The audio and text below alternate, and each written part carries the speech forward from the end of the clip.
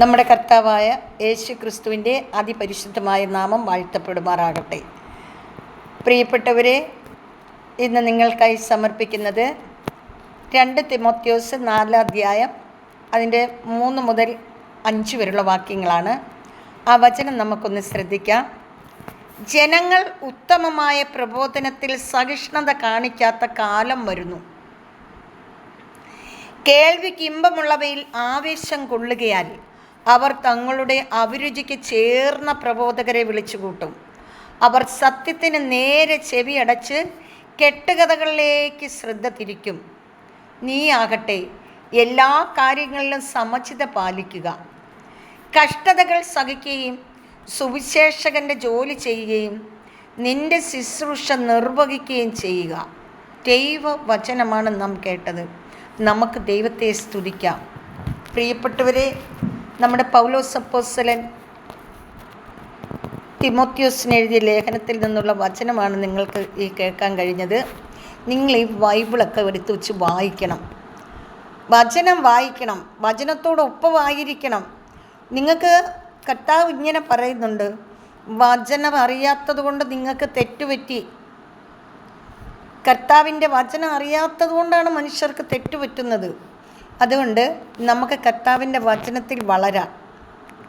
Hallelujah! അതിപരിശുദ്ധമായ വചനമാണ് കർത്താവിൻ്റെ വചനം. എൻ്റെ പ്രിയപ്പെട്ടവരെ, ഈ വചനം നിങ്ങൾ മുറുകെ പിടി. ഈ വചനത്തിനപ്പുറം ഒന്നുമില്ല. ദൈവം സത്യമാണെന്നും ദൈവം വചനമാണെന്നും ദൈവം ജീവനാണെന്നും ദൈവം വഴിയും സത്യവും ജീവനുമാണെന്നും ഇതൊക്കെ നമുക്കറിയാം.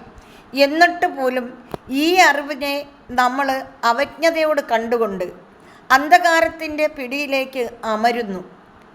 എന്തിനാണ് പ്രിയപ്പെട്ടവരെ അന്ധകാരത്തിലേക്ക് വീഴുന്നത്? നമുക്ക് ദൈവത്തിൻ്റെ നാമത്തിൽ നിലനിന്നൂടെ?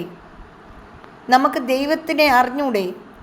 നമ്മുടെ യേശു അമ്മക്ക് വേണ്ടി എന്തെല്ലാം പീഡകൾ സഹിച്ചു, മരിച്ചു, 3-ാം ദിവസം ഉയർത്തെഴുന്നേറ്റ് ഇന്നും ജീവിക്കുന്നു. പ്രിയപ്പെട്ടവരെ, നമ്മുടെ യേശു ഇന്നും ജീവിക്കുന്നു. ലോകം മുഴുവൻ്റെയാണ് യേശു.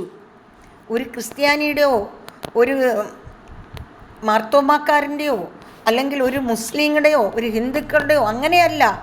ലോകം മുഴുവൻ്റെയാണ് യേശു. ഈ ലോകം മുഴുവൻ്റെ ആയ യേശു നമ്മളോട് എന്താണ് പറഞ്ഞത്? നമ്മളോട് യേശു പറഞ്ഞ വാക്കുകൾ എന്താണ്?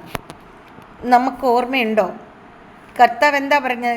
നിങ്ങൾ എന്നെ സ്നേഹിക്കുന്നുവെങ്കിൽ എൻ്റെ കൽപ്പന പാലിക്കും. അപ്പോൾ ഞാനും എൻ്റെ പിതാവും കൂടി നിങ്ങളുടെ അടുക്കൽ വന്ന് നിങ്ങൾക്ക് വേണ്ടതൊക്കെയും ചെയ്തു തരും. ഹല്ലേലൂയ!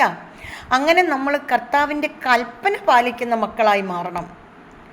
നമ്മൾ ലോകത്തിൻ്റെതാകരുത് പ്രിയപ്പെട്ടവരെ. ലോകം എന്ത് വേണമെങ്കിലും കാട്ടിക്കൂട്ടട്ടെ, പക്ഷെ നമ്മൾ ആരുടെ മക്കളാണ്?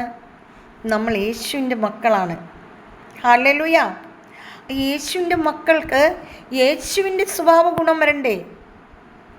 യേശുവിൻ്റെ ധൈര്യം വരണ്ടേ? പിലാത്തോസിൻ്റെ മുമ്പിൽ കൊണ്ടു നിർത്തിയപ്പോൾ യേശു എന്താ പേടിച്ച് വിറച്ചോ? പറ.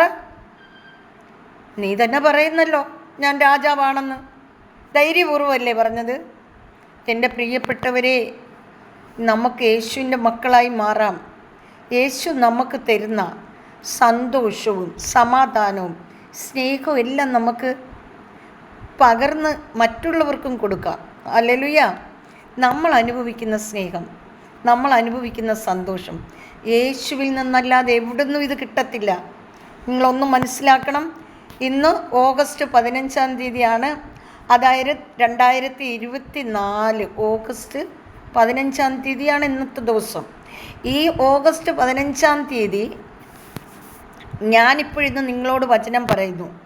പ്രിയപ്പെട്ടവരെ, അനേകർ ആഗ്രഹിക്കുകയാണ് വചനം പറയാൻ, എന്നാൽ അത് സാധിക്കാത്തവരുണ്ട്. പക്ഷേ നിങ്ങൾ ഓരോ വ്യക്തികളും ഇനിയുള്ള കാലഘട്ടങ്ങളിൽ നിങ്ങൾ വചനപ്രഘോഷകരാകണം. നിങ്ങൾ ക്രിസ്തുവിനെ പകർന്നു കൊടുക്കുന്നവരാകണം. നമുക്ക് പ്രാർത്ഥിക്കാം പ്രിയപ്പെട്ടവരെ. എല്ലാവരെയും ഓർത്ത് പ്രാർത്ഥിക്കാം. നിങ്ങളെല്ലാം ഓർത്ത് ഞാൻ പ്രാർത്ഥിക്കുന്നു. നിങ്ങളെല്ലാവരും ശക്തി പ്രാപിക്കട്ടെ. കർത്താവിൻ്റെ വചന ശുശ്രൂഷ ചെയ്യുന്നവരായി മാറട്ടെ. ഈ ഒരു ചെറിയവന് പോലും ഒരു ഇടർച്ച ഉണ്ടാകാൻ ഇടവരുത്താതെ നമ്മൾ ദൈവത്തോട് ചേർന്നിരിക്കണം. ഹല്ലേലൂയ. ഈ ഒരു ചെറിയവൻ ഇടർച്ച ഉണ്ടായാൽ അവൻ്റെ ദൂതൻ സ്വർഗത്തിലെ പിതാവിൻ്റെ പൊന്മുഖം ദർശിക്കും. അതുകൊണ്ട് നമുക്ക് സ്വർഗത്തിലെ പിതാവിനെ മഹത്വപ്പെടുത്തി, പുത്രനെ മഹത്വപ്പെടുത്തി നമുക്ക് ജീവിക്കാം.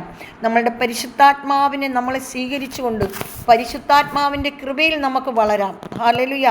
പിതാവായ ദൈവത്തിൻ്റെ അതിപരിശുദ്ധമായ നാമം ഈ വചനം കേൾക്കുന്ന എല്ലാ മക്കളുടെ കൂടെ ഇരിക്കുമാറാകണമേ എന്ന് പ്രാർത്ഥിക്കുന്നു.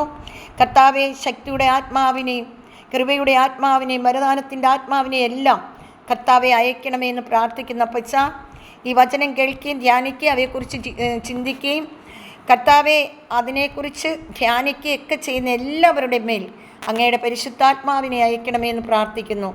പിതാവായ ദൈവത്തിൻ്റെ സ്നേഹവും പുത്രനായ ദൈവത്തിൻ്റെ കരുണയും പരിശുദ്ധാത്മാവിൻ്റെ അഭിഷേകവും ഈ പ്രാർത്ഥന കേൾക്കുന്ന എല്ലാ മക്കളുടെ കൂടെ ഇരിക്കട്ടെ എന്ന് പ്രാർത്ഥിക്കുന്നു. നിത്യം പിതാവും പുത്രനും പരിശുദ്ധാത്മാവായ സർവേശ്വര എന്നേക്കും ആമേൻ.